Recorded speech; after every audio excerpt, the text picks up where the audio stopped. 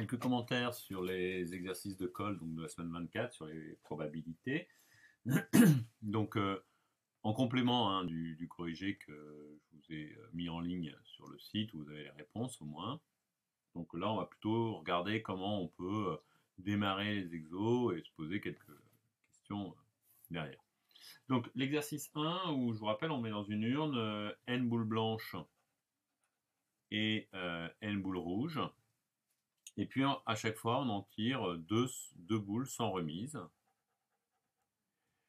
Et donc on se demande la probabilité d'avoir effectué tous les tirages jusqu'au bout, jusqu'à l'épuisement des boules, en ayant à chaque fois tiré une boule, une rouge et une blanche. Pardon.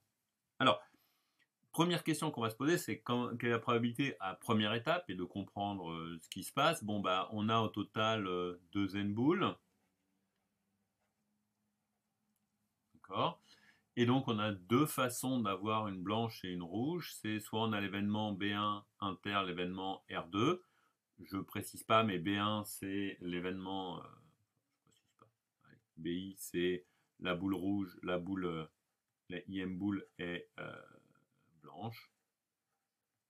Et RI, ça sera la IM rouge, la IM boule est rouge. D'accord. Ceci, union, donc cet événement,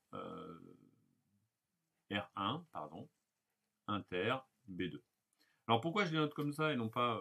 on peut le faire autrement, hein, on peut regarder le nombre de probabilités, on va en parler un peu derrière, mais simplement parce qu'ici ça nous fait apparaître des probabilités composées. Alors l'union est disjointe, donc cet premier événement A1, on va dire, le premier tirage se passe bien. C'est l'union des deux, donc la probabilité que le premier tirage se passe bien, c'est-à-dire qu'on tire une boule blanche et une boule rouge, c'est la somme des deux. Donc la probabilité de B1 inter R2 plus la probabilité de R1 inter B2. Et là, je vais utiliser la formule des probabilités composées. Donc ce qui va me donner la probabilité de tirer une boule 1 que multiplie la probabilité, sachant qu'on a tiré une boule 1, de tirer une boule 2. D'accord? Plus la probabilité que l'on a de tirer une boule 1 que multiplie la probabilité, sachant que l'on a tiré une boule 1, une boule rouge en premier, de tirer une boule. Alors, évidemment, ne faites pas ce que je viens de faire, c'est-à-dire ne prenez pas les deux écritures différentes dans la même écriture, prenez l'un l'une ou l'autre, mais c'est pour vous montrer que les deux sont utilisables. Et puis, donc on va regarder comment écrire et traduire ceci. Bon, bah, la probabilité de tirer une boule 1, une boule blanche, j'ai n parmi 2 n boules. Et puis derrière, bah, j'ai à nouveau n, mais cette fois parmi 2 n moins une boule. Plus, bah, j'ai la même chose en symétrique, en fait, ce que j'aurais pu dire depuis le début. Donc, n sur 2 n boules fois n sur 2 n moins 1 boule. D'accord? Donc, c'est 2 fois la somme des deux. Je m'aperçois que je peux virer des n. Donc, je vais virer les deux puisque je somme 2 fois. Et j'obtiens donc du n sur 2n moins 1. Pour la probabilité de A. D'accord? Alors, cette probabilité, donc je pouvais, ce que je vous disais tout à l'heure, la calculer différemment. Comment? Bah, en fait, je pouvais regarder directement mon univers qui était le fait de tirer... donc je m'intéresse qu'au premier tirage, hein, toujours. Mais mon univers, c'est donc le fait de tirer 2 boules parmi 1, 2 n. D'accord? C'est-à-dire que je suppose que toutes mes boules sont numérotées. Par exemple, les n premiers sont blanches, les n suivantes sont rouges, ça ne change rien. Donc voilà. Et donc je connais le cardinal de mon univers, qui est 2 parmi 2 n. Je suppose que j'ai un tirage équiprobable de chacun des deux boules. Toutes les boules sont indiscernables, et il n'y a pas de raison que j'en tire une plutôt que l'autre. Et je vais regarder en fait les cas favorables, les cas qui correspondent à A1. Et quel est le cardinal de ceci? D'accord? Bah, c'est en fait l'ensemble des tirages tels que j'ai pris une boule dans le premier, une boule dans le second. Alors, vu que je ne m'intéresse pas à l'ordre, d'accord, bah, ça fait que la boule rouge, j'ai n choix pour la choisir, et la boule blanche, j'ai n fois, et la boule rouge, j'ai n fois aussi. D'accord. C'est-à-dire, en fait, pour chacune des boules choisies, blanches, j'ai exactement n qui vont à côté. Donc, je retrouve un lemme des bergers derrière, et ce qui me donne que la probabilité de A1, bah, c'est bien n carré sur le cardinal total, donc 2n fois 2n moins 1 sur 2, le cardinal, je mets le 2, je resimplifie par le 2, etc. Et je retrouve bien un n sur 2n moins 1. Alors, ceci, je vais l'enchaîner derrière en disant, en fait, A1, c'est le premier tirage de 2 boules se passe bien, puis les événements A2, etc. Et donc, finalement, je cherche à avoir l'événement A1 inter A2 inter AN, puisque je vais faire n tirages au total.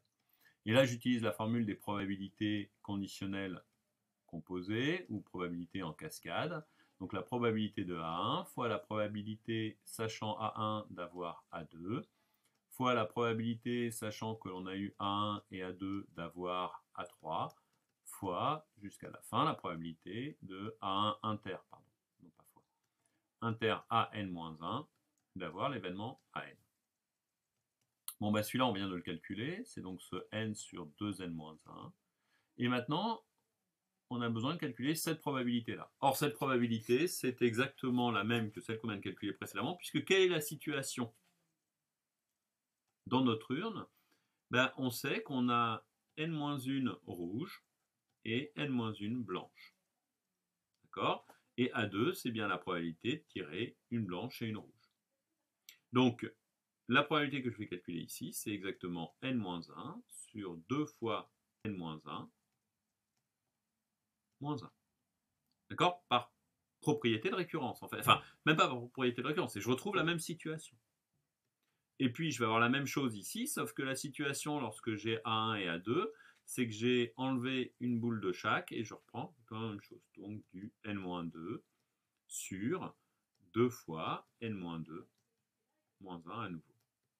Fois, etc. jusqu'à la dernière situation où là, en fait, il me reste une rouge et une blanche, qui correspond bien à 1, sur 2 fois n-1 plus 1. D'accord? Et ceci, ce 1, c'est bien n, pardon. Excusez-moi, donc le 1 qui apparaît ici,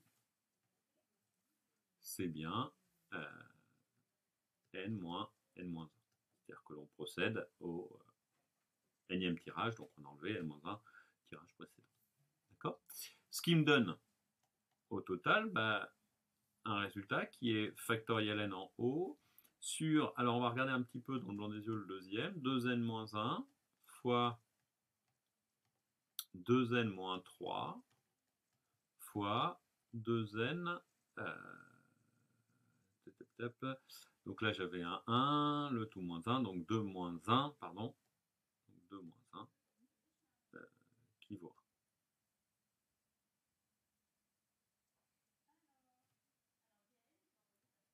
Si je ne dis pas de bêtises.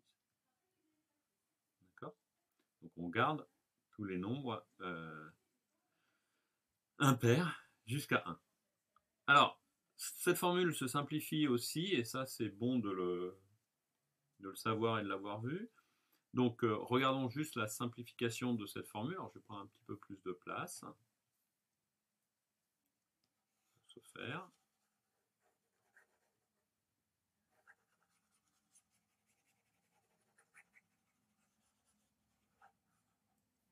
Donc,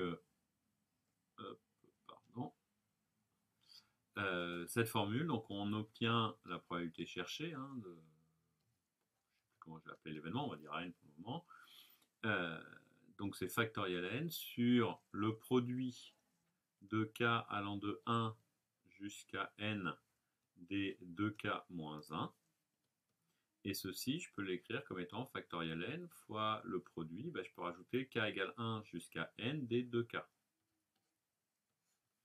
Qu'est-ce que je rajoute en faisant ça? Vous remarquez que dans ce produit-là, c'est 1 fois 3 fois 2n moins 1, ben, je rajoute donc 2, 4, 2, 2, et puis 2n. C'est-à-dire tout ce qui manque pour avoir ici un factoriel 2n. Alors l'intérêt, c'est que le produit des paires, celui qu'on a obtenu là, s'exprime facilement avec 2 factoriels, ce qui n'est pas le cas du produit des impairs. Donc le produit des paires, ça nous fait un factoriel n fois 2 puissance n fois à nouveau factoriel n sur factoriel 2n. C'est pour ça qu'on trouve que P, c'est factoriel n au carré 2 puissance n sur factoriel 2n. Voilà pour ce premier exercice.